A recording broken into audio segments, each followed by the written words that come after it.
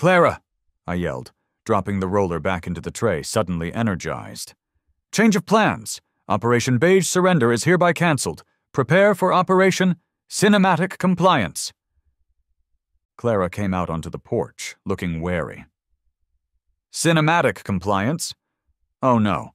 What are you plotting now, Frank? Please tell me it doesn't involve painting the garage with movie posters. Even better. I grinned, already sketching ideas in my head. Think bigger. Think brighter.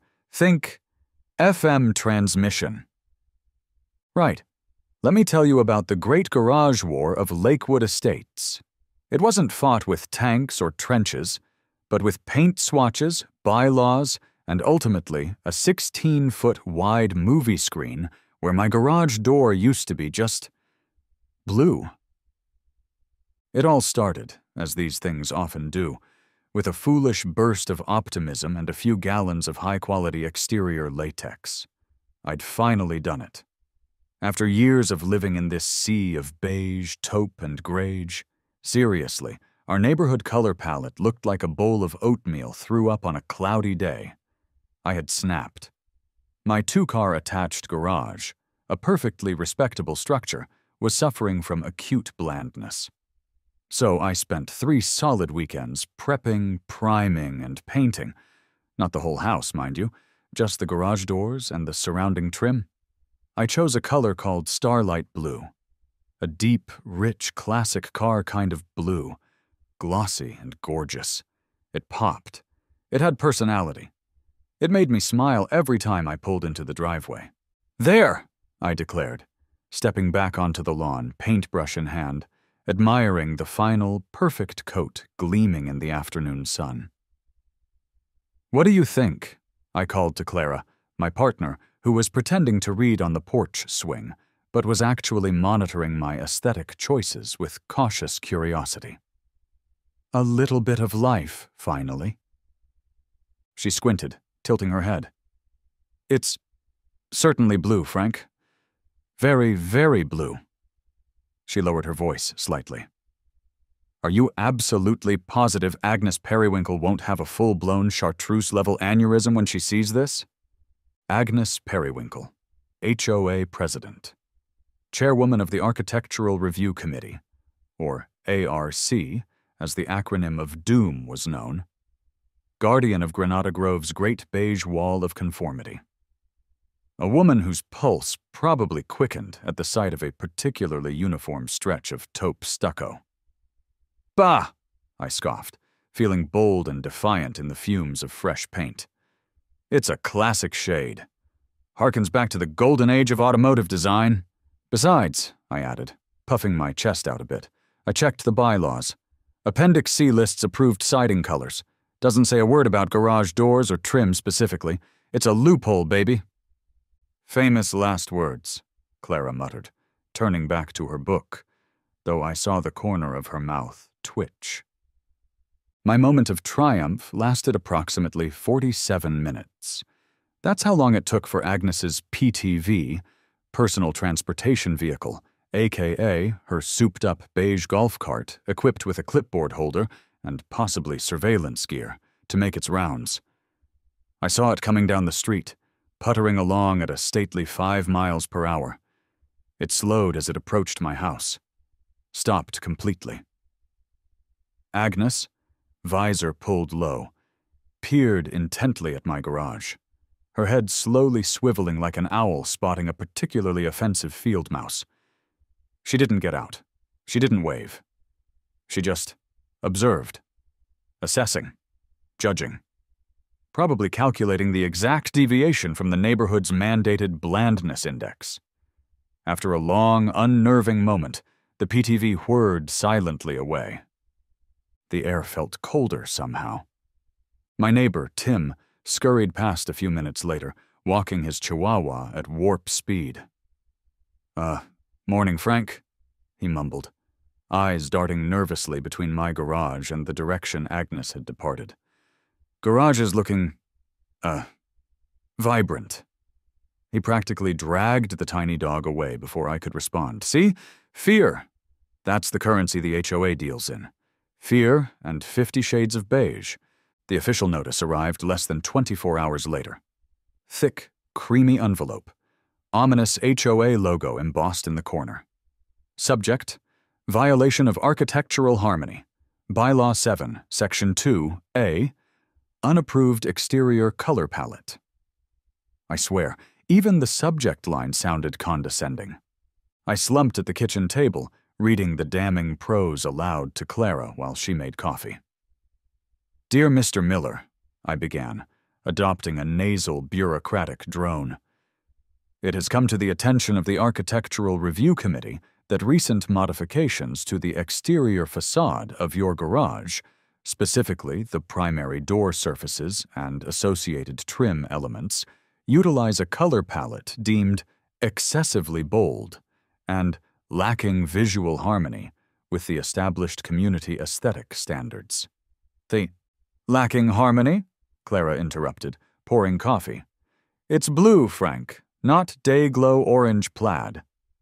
"Said color," I continued, ignoring her impeccable logic, "fails to integrate visually with the approved neutral spectrum as detailed in the Lakewood Estates Community Handbook, Appendix C, Approved Beige, Taupe, and Greige Variants, Reverend 2019.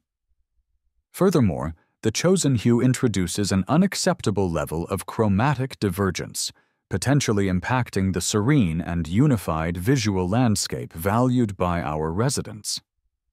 I slammed the letter down. Chromatic divergence. Are they serious? It's paint, Agnes, not a tear in the space-time continuum, and excessively bold compared to what? Wet cardboard. The letter concluded, with chilling politeness, that I had 14 calendar days to repaint the offending surfaces using a pre-approved color from Appendix C, or daily fines of $75 would commence. A copy of Appendix C was thoughtfully included, a soul-crushing tapestry of colors ranging from desert dust to oatmeal gloom to slightly less sad putty. "Well," Clara said, sipping her coffee, "at least they gave you options. 27 varieties of beige. Spoiled for choice, really." "This isn't funny," I grumbled. "It's tyranny by taupe." But I wasn't ready to surrender to the beige brigade just yet. There had to be a way to fight this. I requested a hearing with the ARC. Maybe, just maybe, if they saw my passion, my reasoned arguments, my historical color charts. The meeting was held in the community clubhouse's multi-purpose room, a soul-crushingly bland space decorated primarily in shades listed in Appendix C. Agnes chaired the meeting, flanked by 2 other committee members, Mildred and Bob, who looked like they'd rather be anywhere else, possibly undergoing root canals without anesthetic. I made my case. I talked about self-expression, about breaking monotony. I presented examples of charming neighborhoods with color. I showed them historical photos where starlight blue was used on prestigious buildings. I even argued, perhaps foolishly, that my specific shade wasn't explicitly forbidden by the trim and door clause. Agnes listened patiently, tapping her pen on the table, her expression unchanging. Mildred examined her fingernails. Bob may have briefly dozed off. When I finished, breathless, Agnes gave a small, tight smile. "Thank you for your passionate presentation, Frank," she said. The word passionate clearly meaning misguided and slightly pathetic. "However, the committee finds that your chosen color, while perhaps historically significant in other contexts," a slight, dismissive wave of her hand, "does not align with the established visual standards of this community." She tapped the handbook. "Bylaw 7 is quite clear regarding architectural harmony. Your blue, it simply doesn't harmonize."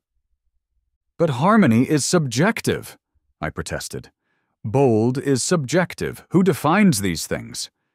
Agnes pointed one perfectly manicured finger towards Appendix C, lying accusingly on the table between us. "The committee defines bold, Frank," she stated with chilling finality, As anything not appearing on this list of 27 carefully curated, committee-approved shades of beige, taupe, and greige. Your appeal is denied. You have, she consulted her notes, 11 days remaining to achieve compliance. Meeting adjourned. Bob woke up with a start. The fine started arriving with depressing regularity. $50 became $75. $75 became $100. Certified letters piled up on the counter, each one filled with increasingly stern warnings about continued noncompliance, escalating enforcement actions, and potential legal remedies. I felt like a criminal. My crime? Choosing the wrong color paint. It was Kafkaesque, but with more taupe.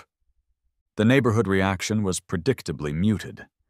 Tim across the street offered a furtive thumbs up when he thought Agnes wasn't looking. Old Mrs. Gable next door whispered conspiratorially over the hedge that she always thought starlight blue was rather dashing. But, shh, don't tell Agnes I said so. Most people, however, just avoided the topic, terrified of attracting the ARC's wrath themselves. Fear of the Beige Committee was real. I started researching loopholes again, desperate. Maybe I could argue the garage door wasn't technically part of the facade? Maybe I could plant fast-growing shrubs to obscure it? Maybe I could declare my garage an independent micronation not subject to HOA bylaws. They're going to bankrupt me over paint, I fumed to Clara one evening, staring at a fresh pile of violation notices. It's like living in some dystopian novel where the government mandates blandness. What happened to freedom? What happened to individuality? What happened to color? Maybe, Clara said gently, putting down her knitting. Maybe it's time to just pick a beige? Is this really the hill you want your bank account to die on? It's the principle, I insisted, though my voice lacked its earlier conviction. The relentless pressure, the constant fines, the feeling of being watched and judged, it was wearing me down. The final blow came not as a notice, but as an ultimatum, delivered via yet another certified letter that felt heavier than the others.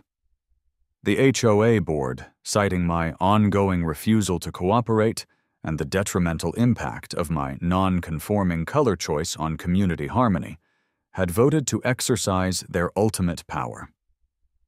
I had 7 days, 7 to repaint the garage, using a pre-approved color from Appendix C.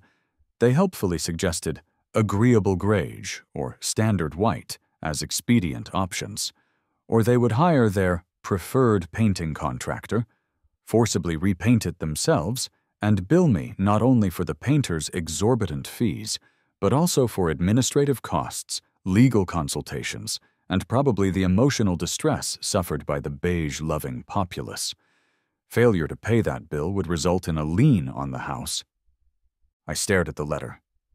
They had me. They'd finally backed me into a corner painted sensible sand. I had to repaint. Agnes and her beige brigade had won. Defeated, I went to the hardware store the next day. I stood before the towering wall of paint chips, a universe of color, and felt hollow. I found the section marked HOA Approved Neutrals. There it was, agreeable greige, sensible sand, taupe dreams, and right at the end, stark and uncompromising, architectural white. White, the ultimate neutral, the color of surrender, the color of blank canvases. I picked up a chip of architectural white, so plain, so boring, so white. Agnes would undoubtedly approve. It was the perfect symbol of my defeat. I bought 2 gallons. Standing before my beautiful blue garage doors that weekend, roller in hand, ready to obliterate the last bastion of chromatic rebellion in Lakewood Estates, I felt a profound sense of despair. All that work, all that defiance, for nothing. I dipped the roller into the tray of stark white paint. It looked thick, sterile, final. I sighed, preparing to make the first stroke of surrender onto the large, flat main wall of the garage. Such a big blank surface. Perfect for projecting. Wait a second. Projecting. My mind flashed back hot summer nights, grainy cartoons flickering on a giant outdoor screen, the smell of popcorn, the tinny sound coming through a speaker hooked onto the car window. Drive-in movies. A wave of nostalgia washed over me. We used to go all the time when I was a kid. That giant white screen? I looked at the can of architectural white. I looked at the large, flat garage wall facing the driveway. I looked back at the paint can. A slow, insidious, utterly brilliant idea began to form. An idea born of defeat, fueled by nostalgia, and perfected by pure, unadulterated spite. They wanted white? They demanded a blank canvas? Fine. It would be the most entertaining blank canvas this neighborhood had ever seen. "Clara!" I yelled, dropping the roller back into the tray, suddenly energized. "Change of plans. Operation Beige Surrender is hereby cancelled. Prepare for Operation Cinematic Compliance." Clara came out onto the porch, looking wary. Cinematic compliance? Oh no. What are you plotting now, Frank? Please tell me it doesn't involve painting the garage with movie posters. Aha, even better. I grinned, already sketching ideas in my head. Think bigger, think brighter, think FM transmission. The next few days were a blur of activity, fueled by coffee and righteous inspiration. First, the compliance part. I meticulously repainted the garage doors and trim, and that entire large exterior wall facing the driveway with the HOA-approved architectural white. I took pictures from multiple angles, documenting the blindingly neutral transformation. I emailed them to Agnes and the ARC with a subject line. Compliance achieved. Ref.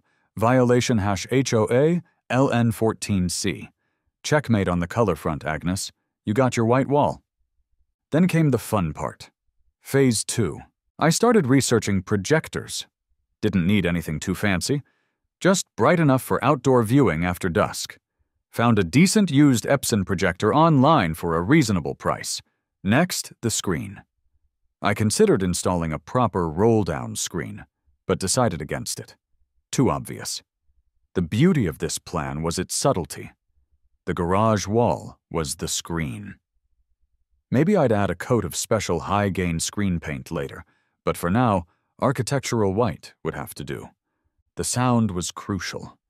Blasting movie audio through outdoor speakers would definitely violate noise ordinances and bring Agnes down on me like a ton of beige bricks. The classic drive-in solution was the answer. A low-power FM transmitter. The kind hobbyists use for Christmas light shows, broadcast the movie audio on an empty FM frequency, and people could tune in on their car radios or portable boomboxes. Perfectly legal below the FCC power limits. I found a kit online, surprisingly cheap. Yes, I mumbled into the phone, trying to sound like a harmless electronics nerd. Just a small hobbyist FM transmitter kit. Broadcasting range? Oh, minuscule. Just need it to cover my own driveway, maybe a few feet of the front lawn. Legal power limits? Oh, absolutely. Wouldn't dream of exceeding 0.01 watts effective radiated power, strictly for, personal audio experiments. While waiting for the transmitter to arrive, I focused on the projection booth. The easiest solution was projecting from the upstairs guest room window, which overlooked the garage perfectly. I cleared the space, set up a sturdy table for the projector, and ran the necessary cables discreetly. I even got a little carried away with the theme. Found some old retro-style lettering online and made a charming little sign that read, "Frank's Drive-In Now Showing," that I could hang up temporarily. I even considered building a fake concession stand facade out of painted plywood, complete with a non-functional popcorn machine, but decided that might be pushing my luck too far. For now, testing was key. Late one night, after ensuring Agnes's house was dark, I fired up the projector. Focused the image onto the pristine white garage wall. It looked surprisingly good. Crisp enough, bright enough. Then I hooked up the newly arrived FM transmitter to my laptop's audio output, chose an empty frequency, 88.1 FM seemed clear, and played the iconic 20th Century Fox fanfare. I walked out to my car in the driveway, tuned the radio. And there it was, clear as a bell, that majestic brass flourish filling the car. I walked around the driveway, checking the range. Perfect. Operation Cinematic Compliance was ready for its premiere. I decided on the upcoming Saturday night. The perfect debut film, something classic, universally loved, family-friendly. E.T. the Extraterrestrial. How could anyone complain about E.T.? I kept the invitations low-key, casually mentioned it to Tim across the street. Hey Tim, finally got the garage painted white like the HOA wanted. Looks kinda like a movie screen, so I thought I'd test out my old projector Saturday night with E.T. Feel free to bring a lawn chair if you're bored. Spread the word similarly to old Mrs. Gable and a couple of other families I knew were closet anti-Agnes sympathizers. Just a casual backyard movie night, I stressed. Testing equipment? Saturday arrived, clear and warm. As dusk began to settle, a quiet excitement buzzed in the air. I hung the now showing E.T. sign discreetly near the garage. Inside, I powered up the projector, loaded the movie, started the FM broadcast on 88.1. Slowly, cars began to arrive. Tim pulled into the driveway, giving me a conspiratorial grin. The Johnsons parked behind him, their kids already bouncing with excitement. Mrs. Gable arrived with a folding chair and a thermos, settling onto the front lawn. Another family parked across the street, tuning their car radio. Maybe a dozen people in total, a small but appreciative audience. I dimmed the porch lights, hit play. The projector whirred to life, and suddenly, the opening credits for E.T. filled the giant white expanse of my garage wall.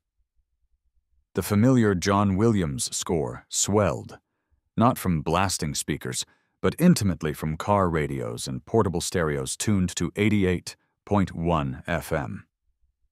It was magic. Pure, simple drive-in magic. Right here, in beige-oppressed Lakewood Estates. Kids gasped. Adults smiled, a nostalgic haze settling over them. Popcorn, which I'd mysteriously left in large bowls on a table near the driveway, was passed around. For about 20 glorious minutes, there was peace, community, and Elliot meeting his otherworldly friend on my garage wall. And then, inevitably, the whir of an electric motor approached. Agnes Periwinkle's PTV rounded the corner, its single headlight cutting through the dusk. It stopped dead in the middle of the street. Agnes peered through the windshield, her face illuminated by the glow from my garage screen. She saw the cars. She saw the lawn chairs.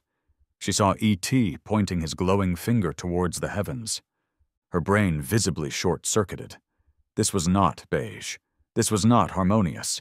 This was unauthorized fun. The golf cart door slammed open. Agnes marched onto my driveway, vibrating with righteous fury, completely oblivious to the poignant scene playing out on the wall behind her. "Frank Miller," she hissed, storming towards me where I stood near the projection booth window, monitoring the equipment. "What is the meaning of this?" Her voice cut through the quiet murmur of the movie audio coming from the cars. Heads turned. "Agnes?" I feigned surprise, stepping outside. "Lovely evening, isn't it? Just watching a movie." "A movie?" she sputtered, gesturing wildly at the illuminated garage wall, the parked cars, the neighbors in lawn chairs. "This is an unapproved public gathering, an outdoor commercial exhibition. You're causing excessive illumination, potential noise violations, traffic congestion." I held up a calming hand. "Whoa there, Agnes. Deep breaths? First off, it's not a public gathering. These are invited guests on my private property. Secondly, not commercial. Notice the distinct lack of ticket sales? Popcorn's free. I gestured towards the garage. Illumination? Well, the garage wall is painted architectural white, fully compliant with Appendix C, as previously documented. I'm simply projecting light onto an approved surface. I smiled benignly. And noise? Everyone's listening quietly on their own radios via a perfectly legal low-power FM transmission on 88.1. No noise ordinance violated. I gestured to the cars neatly parked in my driveway. Traffic? All parked legally on my property? I let the pièce de résistance land. Unless, is there a new bylaw against watching movies outdoors that I missed? Agnes stood there, opening and closing her mouth like a beached fish. She was trapped, caught in the beautiful, inescapable logic of my malicious compliance. Every potential violation she could think of, I had preempted. The wall was white, the sound was contained, the guests were invited. She tried anyway. This frequency, she stammered, grasping at straws. Are you licensed to broadcast? It's below the FCC threshold requiring a license for low-power personal use, Agnes, I replied calmly, having done my research. Happy to show you the specs on the transmitter. The light spill, she countered weakly, gesturing vaguely at the soft glow. Less than a standard porch light, I countered, and directed entirely onto my own ARC-approved white wall. Defeated, sputtering, she scanned the crowd, perhaps looking for allies, but found only amused neighbors pointedly watching E.T. phone home. With a final, venomous glare that promised future, unrelated retribution, she spun around, stomped back to her golf cart, and sped away into the night, leaving only the gentle sounds of the movie and quiet enjoyment in her wake. The rest of the movie night was perfect. Neighbors thanked me afterwards, reminiscing about old drive-ins, kids buzzing about Elliot and Reese's Pieces. It felt good. Like I hadn't just fought the HOA, but I'd actually created something positive in the process. Agnes and the HOA tried, of course. Oh, they tried. There were frantic emails among the board members, desperate searches through the bylaws for loopholes. Could they regulate projector lumens, FM frequencies, driveway occupancy after dark? Could they classify watching ET as a non-harmonious activity? Ultimately, they found nothing. They couldn't forbid me from using my legally painted wall as a screen on my own property for invited guests listening on their own devices. So Frank's Drive-In became a thing. Not every night, but maybe once or twice a month during good weather. I'd put out the "Now Showing" sign. People would gather. We watched The Goonies, Raiders of the Lost Ark, Ghostbusters, Ferris Bueller's Day Off. It became a cherished neighborhood ritual, a small pocket of fun and community spirit in the beige landscape of Lakewood Estates. Agnes still glares. Sometimes I see her silhouette watching from her window, arms crossed, radiating disapproval. But she's powerless. The garage wall remains architectural white, a monument to compliance. But every time that projector beam hits it, every time E.T. quote, Seth's glowing finger points towards the sky, every time the theme from Star Wars fills the quiet night air via 88.1 FM, it's a victory. A victory over blandness. A victory for creativity. And a reminder that sometimes the boldest statements are made on the most compliant canvases. Last Friday, watching The Princess Bride projected onto the garage, sharing popcorn with Clara and watching the neighborhood kids totally engrossed, I caught Agnes's disapproving shadow in her window. I just smiled and raised my soda in a silent toast. It's certainly not beige anymore, Agnes. It's cinema, and that's infinitely better.